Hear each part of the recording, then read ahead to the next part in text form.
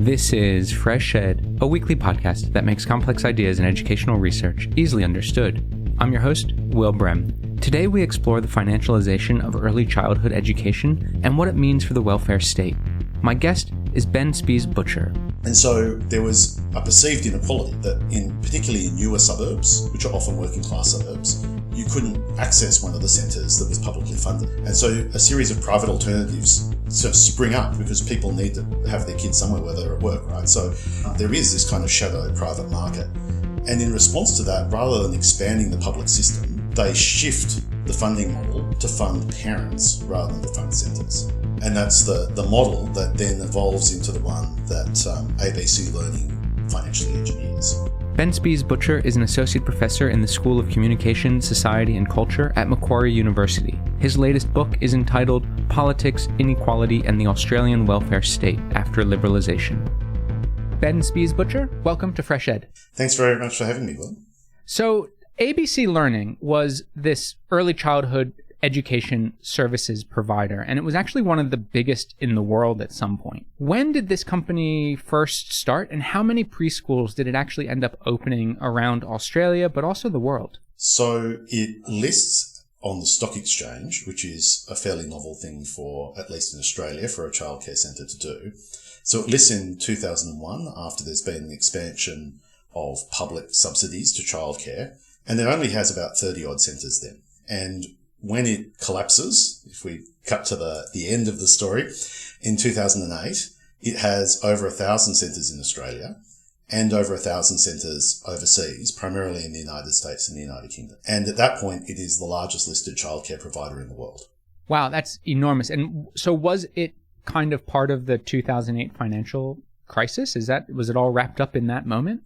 Look, there's a series of things that come together, and it's probably on its way down and crashing already by the time the financial crisis happens. But as we'll talk about, it has a highly leveraged model. There's a lot of debt involved in the model, and that certainly means that some of the options that might have allowed it to skate through that period aren't available to it during the financial crisis. Yeah. Right. So maybe let's get into that business model. How on earth was this company, this massive company, making money? Like, what was the business model? So, I mean, it depends what you mean by making money. This is a weird accounting story, and I know it's not necessarily what all educators are into, but unfortunately, it came straight into the middle of the real education system, the real childhood early care system. So I think there's a dispute as to whether it ever really made money. It certainly appeared to make a lot of money, and it grew enormously rapidly. So it had a model which was about very rapid growth, and you could see that in that growth from 30 centres to over 2,000 centres in 7 years.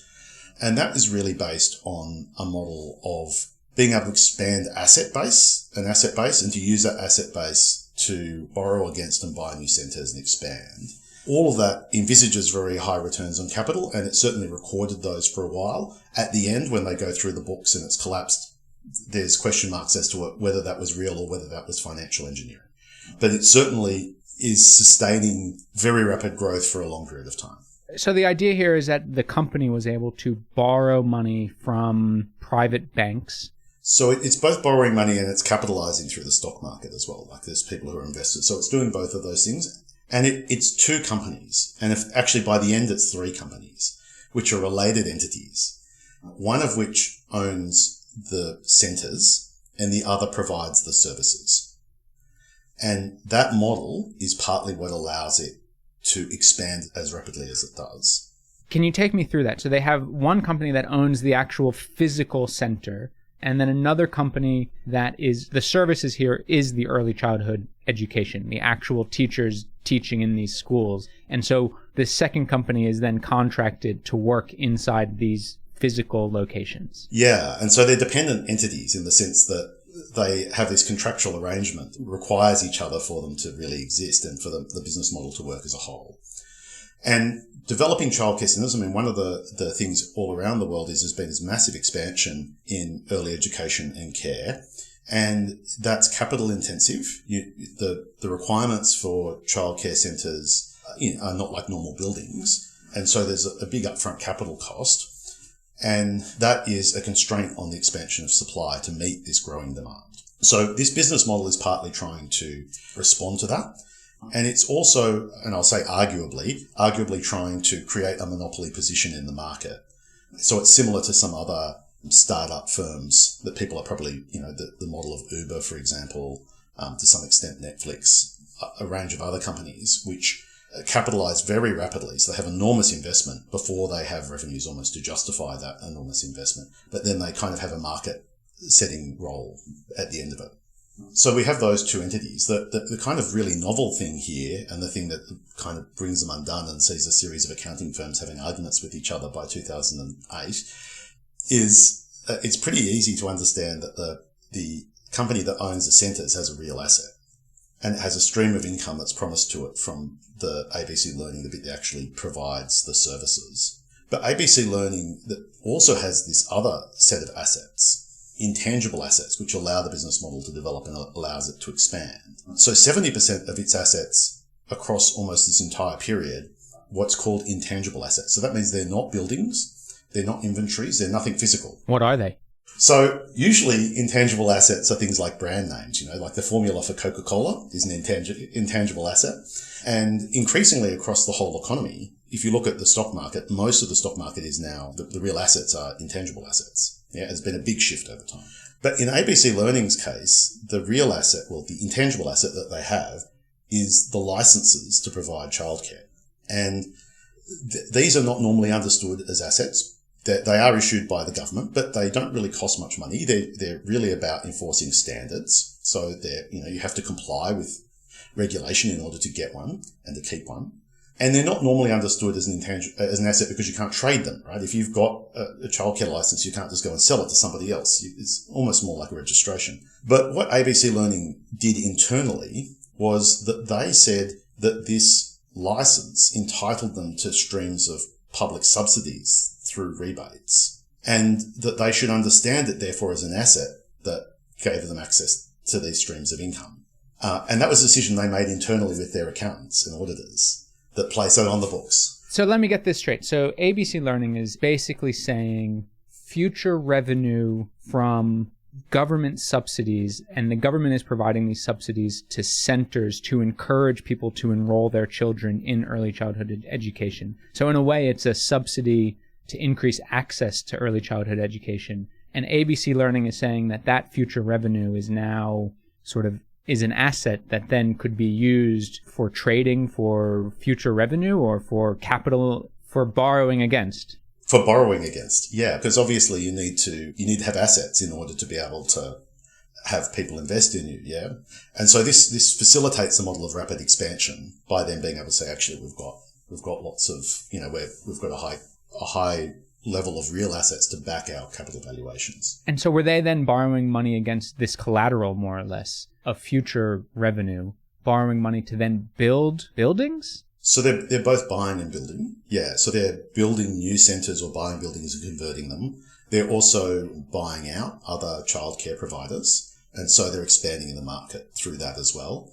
And they have quite a large takeover in 2005-06, not long before they collapse, where it's given approval from the Australian competition watchdog, but they are obliged to sell off some of their centres to ensure there is a reasonable level of competition. And again, it kind of goes to just how much early education and care is constructed as a market, that the bodies that think about it for the government point of view are the Competition Watchdog and the Productivity Commission.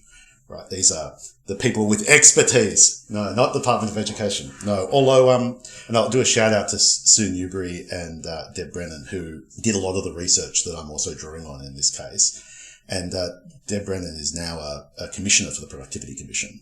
So hopefully that is nudging this policy in a good direction. And can I just ask, so some of these, these intangible assets, this 70% of their business, did some of it sort of not exist? Like, it's intangible and it's also future oriented. So it's like they're borrowing money against future revenue streams that don't currently exist. Is that the idea? Like, we would have these revenue streams if I could build another building, another childhood center, and then enroll students and then therefore have the money to repay the debt. Yeah. So, I mean, almost all assets are future oriented. So if you think about it from an economics, put your economics hat on, that's kind of what an asset is. An asset is something that commands a stream of revenue into the future. And the value of that stream of revenue is the value of the asset. Like you'd say the capitalized value. So they've got a model that's saying we've got an underlying asset, which is this stream of revenue. They're claiming that all of the centres are actually the ones that are in existence are getting those revenues. And that is meaning that they're profitable. They're also paying all of their rents to this other entity. Those structured contracts bid up the rent over time. So they're built into the contracted price. And that arguably, I'll say again, but I think there's reasonably good evidence, puts upward pressure on the fees that parents pay, because the model requires the rent for the centre to go up over time, and these centres increasingly are the largest provider in the market. So that's part of what's going on here. Now, when we look at the books later on, it appears that not all of the centres really were making a profit. And there was some slightly dodgy business going on to make it appear that they all were. But one of the things that gives confidence to everyone is that when you look at the books, they've got lots of assets, they've got lots of income. It seems like it's all going well. But it just seems very, very risky in a way. I guess in this case, it's really dependent on the government giving these subsidies. Yeah, and they're actually pretty upfront about the fact that their business model is dependent on governments giving subsidies. And so when the government increases the level of subsidy, they revalue their asset up to say, the asset's now worth more because the subsidy's increased. And did they increase fees to parents? They did. Yeah. So fees at childcare centres in this period in the 2000s, I think they go up about 80 or 90% over this period. Now, that's not just ABC Learning. That's the sector, but I mean, it's a major player in the sector. And there's a few things going on at the same time that make it a bit hard to work out how we feel about those fees going up. I mean, early education and care is a labour-intensive service. We probably, the wages paid in the sector too low for the quality care that we would like. And there are simultaneously campaigns around quality of education, the payment to workers, how many workers there are for how many children there are. But a large chunk of this, you can see that when rebates go up, fees go up. So there's something going on there too. And so I guess we have to sort of begin to unpack why the Australian government in this case, why are they providing this subsidy to begin with rather than funding and administering and delivering early childhood education like they do public schooling? Yeah, it's a really good question. So they did at one point. So if we rewind back to the 60s and 70s where you've got the take of this sector, and there's an argument about whether it should be preschooling or it should be childcare, and there's arguments within movements as well as amongst educators. And the model that gets settled on is one that partly reflects the pressures of parents and feminists for local control and autonomy and for parents to be involved. So we've got a not-for-profit model. Sometimes that's run by local governments. Sometimes that's run by not-for-profits. And the government does provide capital budgets to them. So it provides money to set up the centre, to do works on the centre, to expand it, those sorts of things. And that's separate from their operational running costs. So that's completely how it works. Then we go into the 1980s as a substantial expansion of this system. That's in some ways a great success of the women's movement in particular, which is putting a lot of pressure on our Labor government, centre left, to be able to expand it. It's partly because they've persuaded Treasury that this is a good investment in allowing women to go to work and in improving the outcomes for kids who will go on to be higher paid workers in the future. So these economic arguments are central to all of the changes. But one of the real challenges that happens in the 80s is that the demand for early education and care is growing much more rapidly than the government budget is. The government has committed to a series of budget limits. I think Melinda Cooper might have mentioned this in the previous episode, kind of the limits of austerity. So the government had already said, we're not going to increase total government spending, total taxation, total debt. We're not going to do that. And so there was a perceived inequality that particularly in newer suburbs, which are often working class suburbs, you couldn't access one of the centres that was publicly funded. And so a series of private alternatives sort of spring up because people need to have their kids somewhere where they're at work, right? So there is this kind of shadow private market. And in response to that, rather than expanding the public system, they shift the funding model to fund parents rather than to fund centres. And that's the model that then evolves into the one that ABC Learning financially engineers, because they've now got streams of revenue which are associated with the people using the service. And it doesn't matter what kind of centre you are, whether you're public or a privately listed company or a not-for-profit, it has exactly the same relationship to government funding, which is that it's the parents who get funded and they pay the centre. And so how is it that government funding or government expenditures don't go up when money and subsidies are being linked to parents rather than to centres themselves? So, governments are trying to restrict how much money they give to anything. Yeah. And the governments are aware that if they have a formula that says every time the fees go up, the rebate automatically goes up, that's likely to cause the rebates to go up. In other areas, so in the health system in Australia, there is a similar relationship when you go to see a doctor. And so our health system is kind of like a combination of the NHS from the UK for hospitals, which is just free and run by the government, and a kind of public insurance model, a little bit like the single payer model that is advocated in the US. Not there yet, but advocated. And the government there gives you a rebate for all the different medical services. It has its own way of determining what those should be, and they don't go up at the same rate as the actual fees in the economy go up, which creates increasing gaps. But the government tries to use its leverage to negotiate them down.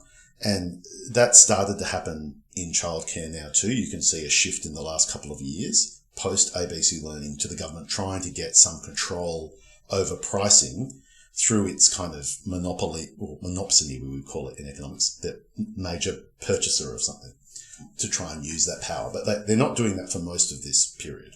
And then on the government books, it doesn't, because you're saying this is sort of this era of austerity where governments can't, and for various reasons, either won't or don't feel like they can expand the size of the government. So this is sort of a nice trick in a way to sort of expand a social service without seemingly expanding the government books. That's kind of the idea? It is, yeah. So now it shouldn't really be the case because obviously ABC Learning has worked out some way to do it in the opposite direction, right? So it turns out that the way the private sector does accounting and the way the government does accounting are completely different. And I know this is people are feeling like they're about to be scintillated, aren't they? But unfortunately, it's quite important. So, accounting rules didn't come down from Moses, right? They weren't just written in stones that we got to enact. They develop as a way of trying to keep track of particularly monetary economies, because money is a very weird thing to get your head around. And to try and keep track of that, we get these different systems. In the private sector, though, the primary thing you're trying to do as a business is to work out your rate of profit. It's the amount of money that you're making from the investment you made. And you're trying to work out your net worth. They're the two main things. And they make complete sense. They're the things that private businesses really do. And that leads to a capital account and a current account, basically. One that's about your assets and one that's about your income flows. And they're separated out. And that's the kind of thing that ABC Learning plays with. By having two entities, it can make the relationships between the two entities look like either income flows or capital budgets a bit, because they're two different sets of books. The government doesn't do that. The government actually, you can't trade the government. It doesn't really make much sense to say, can I buy 5% of the Australian government and what's it worth? And it doesn't have shareholders. It doesn't distribute profits. So those measures actually are almost completely meaningless. And not just that they're not useful, you can't make them make sense because governments are sovereign. Yeah. So they can't be assets. And so the government books were designed instead around a revolution in macroeconomics in the 30s and 40s that was designed to stop recessions, and that tracks cash as it moves so that the government can work out whether it's putting more money into the economy or taking more money out of the economy, essentially in real time. What's that called? It's called cash accounting. So the private sector is called accrual accounting and the government one's called cash. And one of the things that changes through this period of neoliberalism that I think you've talked about in a few shows is that the government's books get changed to look like the private sector books, but only in some ways and not in others. And to what end? Why would people advocating neoliberalism, let's say, want to change those accounting mechanisms? So they want to make the things that the government does subject to private competition. And one of the challenges they have is that the public entities that are delivering services, they have completely different ways of making money. You can't tell whether they're operating on the same basis. So in education in particular, you have this move towards what's called global budgeting. It happens in lots of different countries and certainly happens in Australia. So before global budgeting, when you built a school or you had repairs of the school, that was done by the Public Works Department. Had nothing to do with the Education Department, and it didn't appear in any way as connected to educational services, really, right? Because it's the Public Works Department. We don't really have public works departments much anymore. They're one of the first things that gets outsourced, turned into toll roads and contracts and stuff like that. So you have this shift that means that now you have to manage depreciation. You're supposed to kind of keep up your own buildings. The end result of that in education and universities is they suddenly realize that one of their primary functions is being real estate developers, because they have these new books that mean the only bit of their budget that they can manipulate is the stuff around land values. So that's what's going on. And then they're introducing competition policy to say, we want to have a like for like between public sector and private sector competitors where we make a level playing field. You say, well, that sounds great, a level playing field. First of all, that requires that the public sector starts operating like the private sector. Its budgeting has to be the same so they can have like for like comparisons. Then they say, and not only that, it's unfair that the public sector can borrow money more cheaply than the private sector. That's a form of unfair competition, even though it's for a public purpose. So we're going to force them to borrow as if they were borrowing at higher interest rates. The government forces itself to borrow at higher interest rates, so that it can have a fair comparator with these private sector competitors. Now, to be fair, when this is first being discussed, people don't think this should apply to education or healthcare, but it comes to apply to education and healthcare because they're the most rapidly growing parts of government budgets. In fact, some of the most rapidly growing parts of the economy.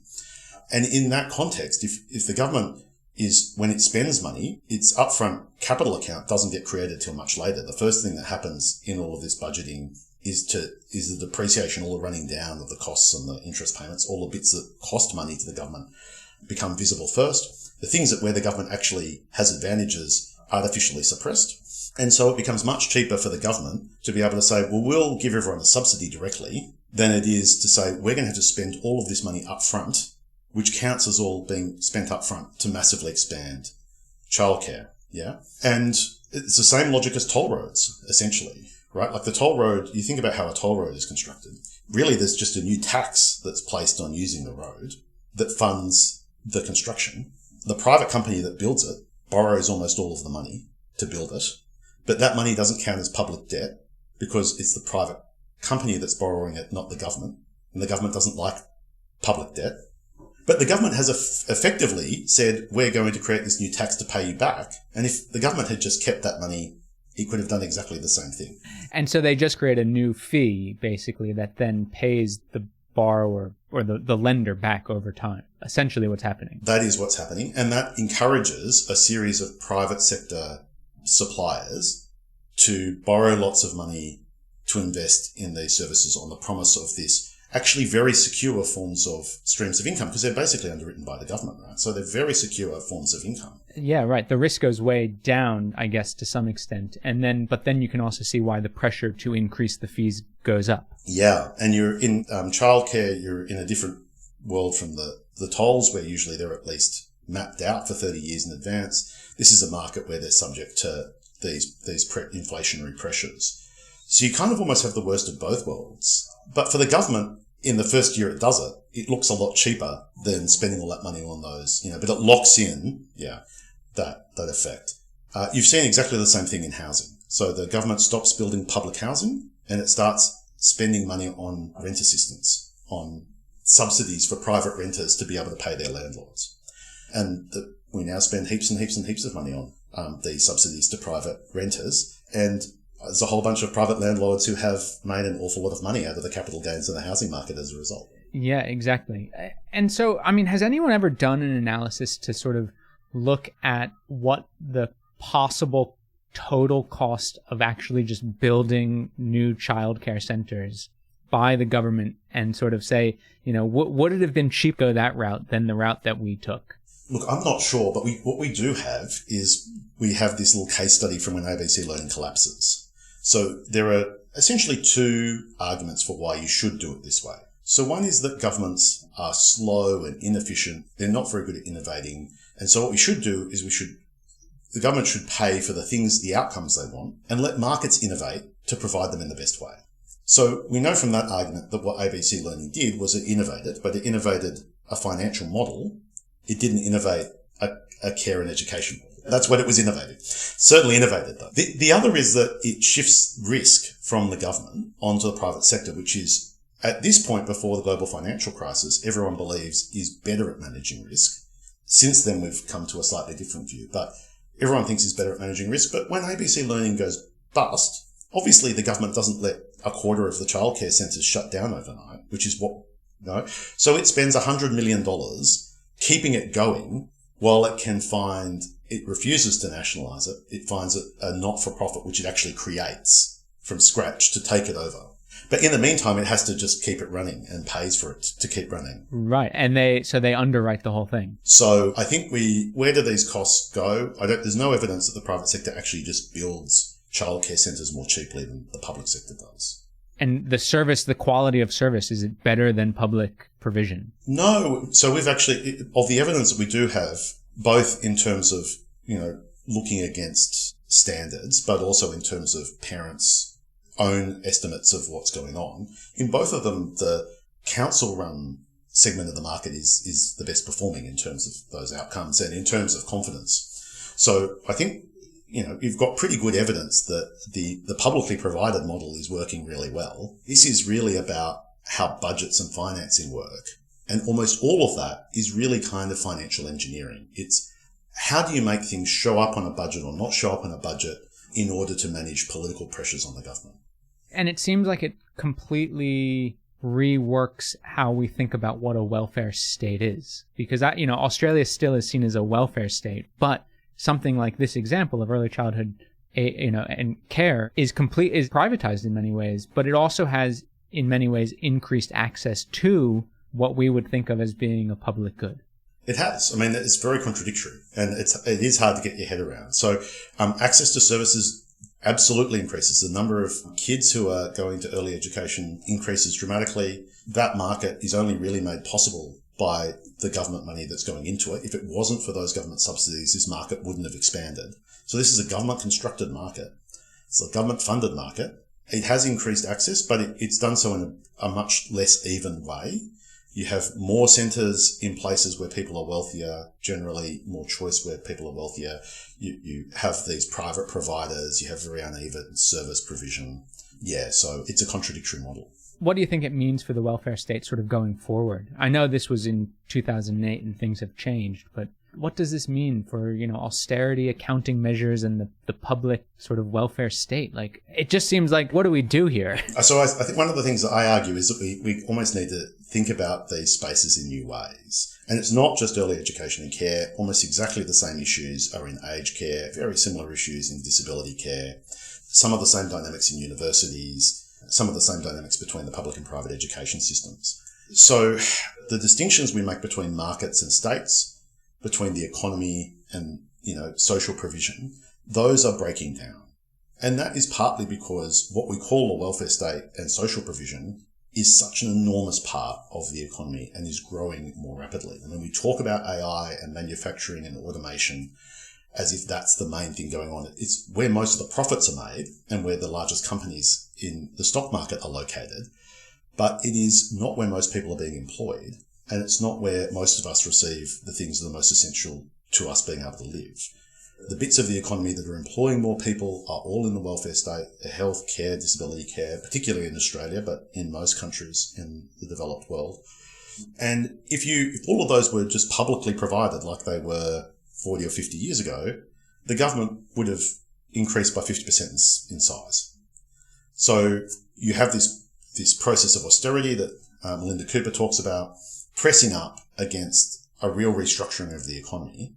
And that forces these weird models that kind of allow markets to develop but pretend they're not real markets, or pretend they're private when they're kind of semi-public, and you can't really tell what's going on. And that makes them far less subject not only to oversight and governance, but also to kind of democratic accountability. It makes it much harder for citizens to see what the real trade-offs are. I think increasingly they do anyway. In most countries now, privatisation is very unpopular. User charges are very unpopular. And so I think there is a shift back that says, no, we want to get rid of private providers, or at least for-profit providers, out of these sectors. And we need to develop some new tools to work out how to do that. And I think there are some new tools which you can see emerging around the world in response to those pressures. Maybe by way of conclusion, you can give us an example of just one of those new tools, the one that's most exciting to you? I think all of them are a little bit contradictory, but we might say that those initial pressures were we wanted to get the government to really put in the money, but in a way that didn't look like it was government money and allowed privatised control. So there are now a series of areas where government's pretending something's private, but they're actually keeping control and making them more public. And a lot of the tools that are being used in Australia for the climate transition and for housing, but which are partly modelled on tools that were developed in the UK around housing and developed in the US around climate and through the Inflation Reduction Act, also create these off-book entities that are able to spend lots of money, often invest in the stock market to make returns, but the entities themselves are now public, not private. So we have the National Reconstruction Fund, the Housing Australia Future Fund, and we have a new system of non-profit housing providers who also have that separation of the two books, like ABC Learning did, that allow them to capture the value of those income streams as publicly held assets, or at least as non-corporatized assets that add to public wealth. I think there is some optimism there.